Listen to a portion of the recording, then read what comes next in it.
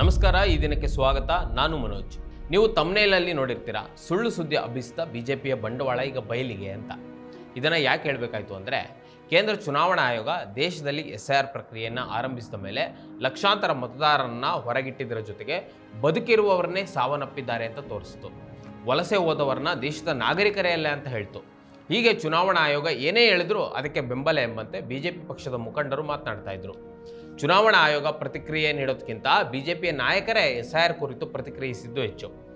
ಇನ್ನು SIR ಆರಂಭವಾದ ಮೇಲೆ ಪಶ್ಚಿಮ ಬಂಗಾಳದಲ್ಲಿ ಅಕ್ರಮ ವಲಸಿಗರು ದೇಶವನ್ನು ಬಿಟ್ಟು ಹೋಗ್ತಿದ್ದಾರೆ ಎಂಬ ವಿಡಿಯೋವನ್ನು ಸಾಮಾಜಿಕ ಜಾಲತಾಣದಲ್ಲಿ ವೈರಲ್ ಮಾಡಲಾಗಿತ್ತು. ಆ ವಿಡಿಯೋದಲ್ಲಿ ದೊಡ್ಡ ಸಂಖ್ಯೆಯ ಜನರಿದ್ದು ದೋಣಿಯ ಮೂಲಕ ಬಾಂಗ್ಲಾದೇಶಕ್ಕೆ ಹೋಗ್ತಿದ್ದಾರೆ ಎಂಬ ಸುಳ್ಳನ್ನು ಹರಿಬಿಡಲಾಗಿತ್ತು. ಈ ಕುರಿತು ಬೂಮ್ ಎನ್ನುವ ಮಾಧ್ಯಮ ಸಂಸ್ಥೆ ಫ್ಯಾಕ್ಟ್ ಚೆಕ್ ಅನ್ನು ನಡೆಸಿದ್ದು ಇದು ಸುಳ್ಳು ಮಾಹಿತಿ ಅಂತ ಸ್ಪಷ್ಟಪಡಿಸಿದೆ. ಇದೇ ರೀತಿ ಅನೇಕ ಮಾಧ್ಯಮ ಸಂಸ್ಥೆಗಳು ಕೂಡ ಈ ವಿಚಾರದ ಕುರಿತು ಫ್ಯಾಕ್ಟ್ ಚೆಕ್ ಅನ್ನು ಮಾಡಿವೆ. ಅದರ ಮೂಲಕ ಈ ವಿಡಿಯೋ ಸುಳ್ಳು, ಅಂದರೆ ಈ ವಿಡಿಯೋ ತಪ್ಪು ಅಂತ ಹೇಳಿವೆ.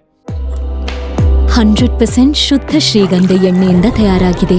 ಅಸಲಿ ಉತ್ತಮಿಕೆಯನ್ನು ಹೊಂದಿದೆ.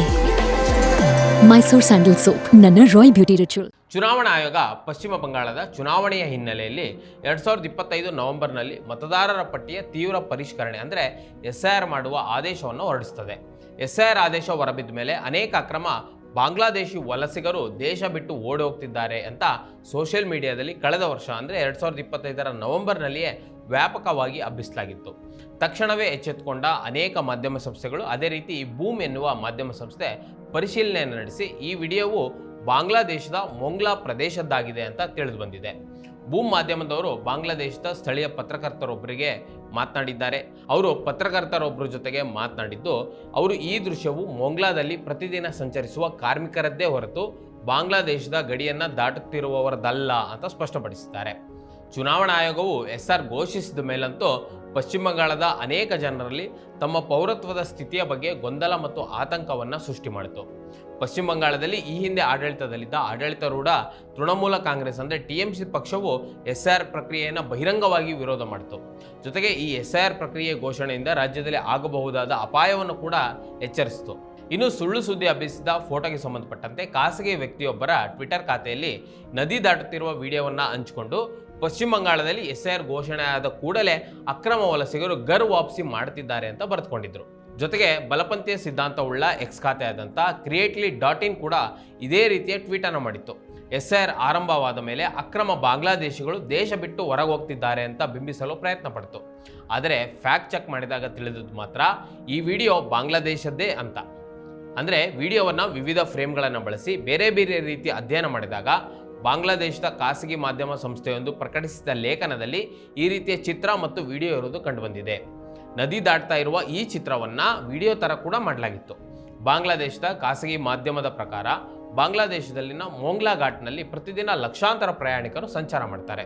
ಬಾಂಗ್ಲಾದೇಶದ ಪಶೂರ್ ನದಿಯನ್ನು ದಾಟಲು ಮೊಂಗ್ಲಾ ಘಾಟನ್ನು ಬಳಸಲಾಗ್ತದೆ. ಸುಮಾರು 2 ಲಕ್ಷ ಪ್ರಯಾಣಿಕರಿಗೆ ಸೇವೆ ನೀಡುವ ಈ ಮೊಂಗ್ಲಾ ಘಾಟ್ನ ದುಸ್ಥಿತಿಯನ್ನು ಲೇಖನದಲ್ಲಿ ಉಲ್ಲೇಖಿಸಲಾಗಿತ್ತು. ಇನ್ನು ಆ ಲೇಖನದಲ್ಲಿದ್ದಂತಹ ಚಿತ್ರವನ್ನು ಅನೇಕ ಬಲಪಂಥೀಯರು ವೈರಲ್ ಮಾಡಿದರು. ಅಂದರೆ ಅಕ್ರಮ ಬಾಂಗ್ಲಾದೇಶಿಗರು ಬಂಗಾಳ ಬಿಟ್ಟು ಹೋಗ್ತಿದ್ದಾರೆ ಅಂತ ಸುಳ್ಳು ಸುದ್ದಿಯನ್ನು ಆ ಚಿತ್ರವನ್ನು ಇಟ್ಕೊಂಡು ಹಬ್ಬಿಸಿದ್ರು. ಬೂಮ್ ಮಾಧ್ಯಮ ಸಂಸ್ಥೆ ಫ್ಯಾಕ್ಟ್ ಚೆಕ್ ಮಾಡುವಾಗ ಮೊಂಗ್ಲಾದಲ್ಲಿನ ಚಿತ್ರಕ್ಕೆ ಹೋಲಿಸಿ ನೋಡಿದಾಗ, ನಮ್ಮಲ್ಲಿ ವೈರಲ್ ಆಗಿರುವ ಚಿತ್ರವನ್ನು ಇಟ್ಕೊಂಡು ನೋಡಿದಾಗ ಬಾಂಗ್ಲಾದೇಶದ ಚಿತ್ರದ ಹೋಲಿಕೆ ಕಂಡುಬಂದಿದೆ. ಇನ್ನು ಅದೇ ರೀತಿ ಬಾಂಗ್ಲಾದೇಶದ ಸ್ಥಳೀಯ ಮಾಧ್ಯಮವಾದ ಬಾಂಗ್ಲಾ ವಿಷನ್ ಟೆಲಿವಿಷನ್ ಸಂಸ್ಥೆಯಲ್ಲಿ ಪತ್ರಕರ್ತರಾಗಿದ್ದಂತಹ ಮೊಹಮ್ಮದ್ ಜಸೀಮುದ್ದೀನ್ ಅವರನ್ನು ಸಂಪರ್ಕ ಮಾಡಿದಾಗ ಭಾರತದಲ್ಲಿ ವೈರಲ್ ಆದ ಫೋಟೋ ಬಾಂಗ್ಲಾದೇಶದ ಮೊಂಗ್ಲಾ ಘಾಟ್ತು ಅಂತ ಸ್ಪಷ್ಟಪಡಿಸಿದ್ದಾರೆ. ಈ ಫೋಟೋ ಮತ್ತು ವಿಡಿಯೋ ಮೊಂಗ್ಲಾದೇ ಆಗಿದ್ದು ಯಾರೂ ಬಾಂಗ್ಲಾದೇಶದ ಗಡಿಯನ್ನು ದಾಟ್ತಿರುವ ದೃಶ್ಯವಲ್ಲ ಅಂತ ಅವರು ಸ್ಪಷ್ಟನೆ ನೀಡಿದ್ದಾರೆ. ಇದು ಯಾವುದೇ ಗಡಿ ಪ್ರದೇಶವಲ್ಲ, ಇದು ಹಳೆಯ ಮೊಂಗ್ಲಾದಿಂದ ಇನ್ನೊಂದು ಕಡೆಗೆ ಕೆಲಸಕ್ಕೆ ತೆರಳುವ ಮಹಿಳಾ ಕಾರ್ಮಿಕರ ದೃಶ್ಯವಾಗಿದೆ. ಇಂತಹ ದೃಶ್ಯಗಳು ಇಂದಿಗೂ ಪ್ರತಿದಿನ ಬೆಳಿಗ್ಗೆ ಕಾಣಿಸ್ತವೆ.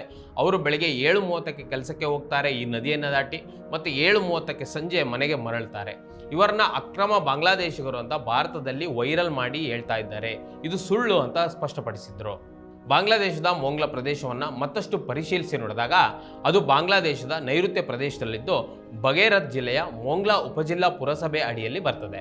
ಭೌಗೋಳಿಕವಾಗಿ ಕೂಡ ಈ ಸ್ಥಳವು ಭಾರತದೊಂದಿಗೆ ಯಾವುದೇ ಸಂಪರ್ಕವನ್ನು ಹೊಂದಿಲ್ಲ ಅಥವಾ ಯಾವುದೇ ಗಡಿಯನ್ನು ಕೂಡ ಹಂಚಿಕೊಂಡಿಲ್ಲ. ಭಾರತದಲ್ಲಿ SIR ಆರಂಭವಾದ ಮೇಲೆ ಈ ರೀತಿಯ ಅನೇಕ ತಪ್ಪು ಸಂದೇಶಗಳನ್ನು ಒಳಗೊಂಡ ಅನೇಕ ವಿಡಿಯೋಗಳನ್ನು ಮತ್ತು ಚಿತ್ರಗಳನ್ನು ಬಲಪಂಥೀಯ ಮಾಧ್ಯಮಗಳು ವ್ಯಾಪಕವಾಗಿ ಪ್ರಚಾರ ಮಾಡಿದವು. ಭಾರತದ ಜನರಿಗೆ ನೆರೆಹೊರೆಯ ದೇಶಗಳ ಬಗ್ಗೆ ಅಸಹ್ಯ ಹುಟ್ಟಿಸುವ, ಪಕ್ಕದ ದೇಶವನ್ನು ಕಂಡ್ರೆ ಅದರಲ್ಲೂ ಮುಸ್ಲಿಮರೇ ಹೆಚ್ಚಿರುವ ದೇಶವನ್ನು ಕಂಡ್ರೆ ದ್ವೇಷವನ್ನೇ ಬಿತ್ತುವ ತಂತ್ರವನ್ನು ಈ ದೇಶದಲ್ಲಿ ಬಲಪಂಥೀಯ ಮಾಧ್ಯಮಗಳು ಪ್ರಚಾರ ನಡೆಸಿದ್ವು.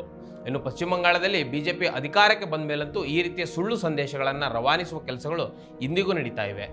ಬಿಜೆಪಿಯ ಸುವೇಂದು ಅಧಿಕಾರಿ ಮುಖ್ಯಮಂತ್ರಿ ಆಗ್ತಾ ಇದ್ದಂತೆ ಬಂಗಾಳದಲ್ಲಿ ಬಾಂಗ್ಲಾದೇಶಿ ವಿರೋಧಿ ಭಾವನೆಯನ್ನು ಸೃಷ್ಟಿಸಲು ಪ್ರಯತ್ನಿಸಲಾಗ್ತಾ ಇದೆ.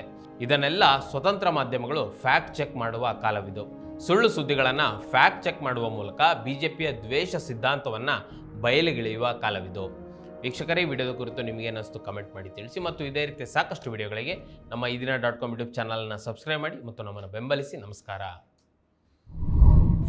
ಮತ್ತಷ್ಟು ವಿಶೇಷ ವಿಡಿಯೋಗಳನ್ನು ನೋಡಲು ಮತ್ತು ಹೊಸ ವಿಡಿಯೋಗಳ ಬಗ್ಗೆ ತಿಳಿಯಲು ಈದಿನ.com ಯೂಟ್ಯೂಬ್ ಚಾನೆಲ್ ಸಬ್ಸ್ಕ್ರೈಬ್ ಮಾಡಿ ಮತ್ತು ಬೆಲ್ ಐಕಾನ್ ಕ್ಲಿಕ್ ಮಾಡಿ.